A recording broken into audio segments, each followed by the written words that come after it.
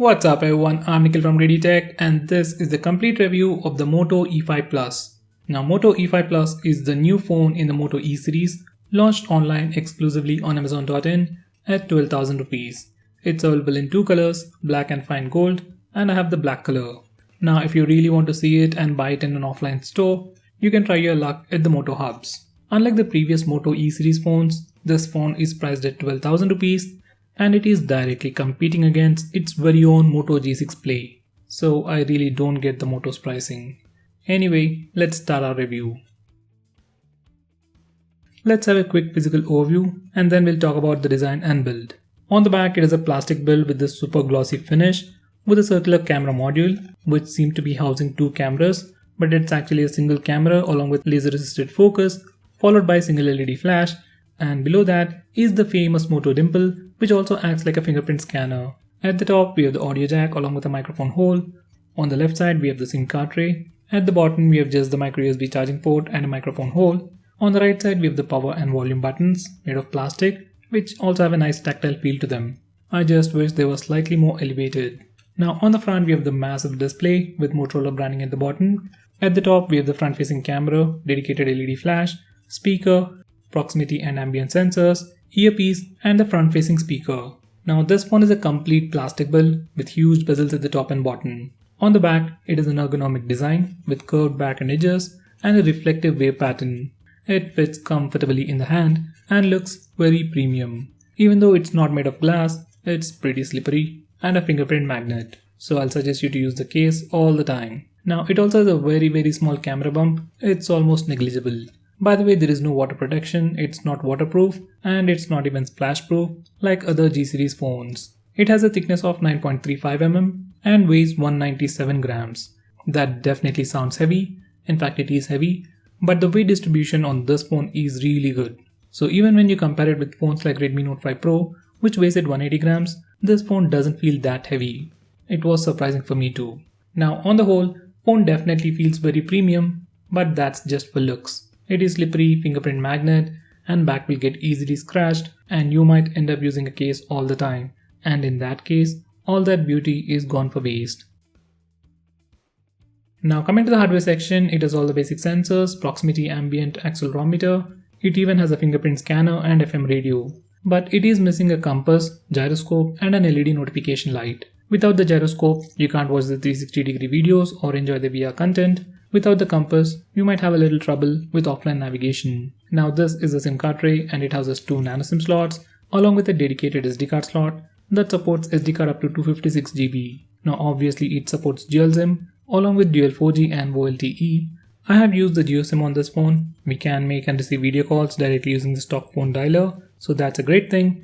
Call quality and signal reception was pretty good. Now coming to the dedicated SD card slot, this phone also supports adaptive storage. So if you're running out of internal storage or if you just want to install more applications, you can add an SD card, format it as internal storage and then install apps and even move data directly to the SD card. So that's one good thing about this phone. Now the haptic feedback on this phone, it's not the best, but it's manageable and usable. Now coming to the fingerprint scanner on the back, it is fast. It can instantly read your fingerprint, but the phone takes like half a second to unlock the phone. It's not very slow, but not as fast as other phones in the same price segment like the Redmi Note 5. Now coming to face unlock, this phone doesn't support it, but like all the Android phones, even this phone has the trusted face feature where we can unlock your phone using your facial data. Now unlike the regular face unlock feature, with trusted face, you have to manually swipe up the lock screen to go further. Just like regular Android phones, it's not fast or reliable, so just completely ignore this feature. This phone has a massive 6-inch IPS display with 18:9 aspect ratio, HD+ resolution, which Moto likes to call a max vision display. They say it max, but this phone has huge bezels at the top and bottom, unlike any other phones in this price segment, well, except for Moto phones. Anyway, coming back to the display, viewing angles and sunlight legibility is good. It has two color modes, standard and vibrant, and no matter what you choose, colors look slightly saturated than the other phones, specifically Redmi Note 5 Pro. Colors don't look very natural, but they look pleasing to the eyes. I regularly play Clash of Clans and I found colors to be more vibrant on Moto. Now this display is good for regular usage, watching videos and playing games like Clash of Clans, but for games like Asphalt 8, Modern Combat 5 screen felt pixelated, and you will definitely notice the lack of resolution. Now coming to usage, this screen is huge. Now it's one thing to hold a phone comfortably in a single hand, but it's a completely different thing to use the same phone single-handedly. Now you definitely need two hands to use this phone. If you have big hands like mine, it's partially usable single-handedly, but most of the time, you have to use two hands. Now Moto also offers you the one-handed mode feature where you can shrink the screen size to make it look small. So using this feature, you can use this phone single-handedly. Now to cope up with the lack of an LED notification light, it has the famous Moto display. It lights up every time you get a notification to show you the time, date, battery status, and the notification icons. And once you touch the notification icon, you can see the notification and perform quick actions like clearing the notification or even replying to that particular message or notification, which is really handy and fancy. Now coming to cameras, you can check out my camera review for more information and sample shots, but here's the gist. On the rear, it has a single 12 megapixel camera with f2.0 aperture, 1.25 micron pixel size and a single LED flash, along with a laser assisted focus. On the front, it is a 5 megapixel camera with a dedicated LED flash. This is how the camera interface looks like after you update the camera application from the Google Play Store. It has auto HDR for the front and rear cameras, also has manual mode or professional mode, slow motion video recording for both the front and rear cameras, and it even offers electronic image stabilization while recording video using the rear camera. Now these are some sample shots taken in daylight and well lit conditions with auto HDR on. Dynamic range is good, colors are close to natural colors, images tend to overexpose a little, but they still look good. In low light, the camera bumps up the ISO, which makes the images look bright. Most of the time they look good, but sometimes colors look faded. Obviously in low lighting conditions, images lack detail and are pretty soft. By the way, there is no portrait mode for the rear camera or the front facing camera. Now coming to the front camera, these are the sample pictures. Selfies are not very wide, but they are better than Redmi Note 5 or the Redmi 5. Selfies look a bit overexposed and auto HDR doesn't seem to be working accurately. On the whole, it takes some good selfies, but not the best. Now coming to video recording, this is the sample footage. It looks pretty stable, but the footage looks a bit underexposed when dynamic range is involved. There is a lot of frame drops and the footage looks choppy, sometimes while moving. On the whole, it's okay. Now this is the sample footage from the front facing camera. Color reproduction isn't so good when there is a bright background. Subject isn't visible. Once again, it's okay, but not the best. So to wrap it up, cameras on this phone are good. They are not the best. They don't offer you portrait mode for the front and rear cameras, but they do take some good pictures. Now coming to performance, this phone sports a Qualcomm Snapdragon 430 processor with Adreno 505 GPU with 3GB of RAM and 32GB of storage. These are the Antutu and Geekbench scores. Now coming to performance, there isn't much to talk about. Now the phone is responsive. Like when you touch something, you get an immediate response. But due to the slow processor or the low performance itself, everything is slow. Whether it is opening an application for the first time or loading a website, it is slow. Not terribly slow, but it takes like a second or two more than other phones in the same price segment. And there might be some occasional lag if you try to multitask a lot. But for a very basic user, for basic tasks like calls, messages, WhatsApp, and watching videos, it shouldn't be a problem. Now coming to gaming experience, you can play almost all the mid-range games and even some high-end games without any issues. But due to the lack of resolution, some graphic-intensive games like Asphalt 8, Modern Combat 5, even PUBG Mobile won't look that great. Now coming to heating issues, even on intensive usage like taking pictures continuously for 5 minutes or even playing games continuously for 1 hour, phone reached a maximum of 44 degrees at a room temperature of 26 degrees. So I'll say it's pretty good. For more information, check out my gaming review, link will be in the description.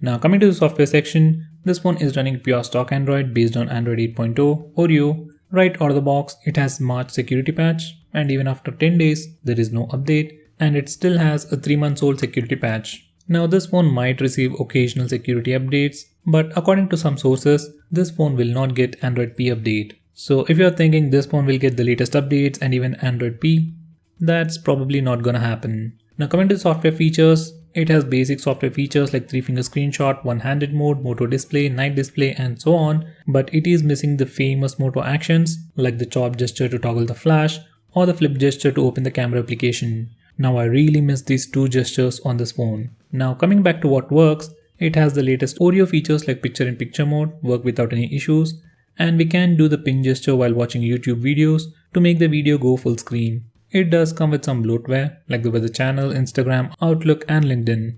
Outlook and LinkedIn can't be uninstalled, but we can disable them. By the way, memory management is pretty good. So on the whole, there isn't anything fancy going on in the software department. It's pure stock Android, there aren't many features, it won't be receiving a lot of software updates, but as of now, it is pretty stable and very well optimized. Now coming to the audio department, just like other Moto phones, even this phone has a front-facing speaker. It is not super loud, but sufficiently loud enough for ringtones, notifications, and even for media consumption like watching videos, it is sufficiently loud.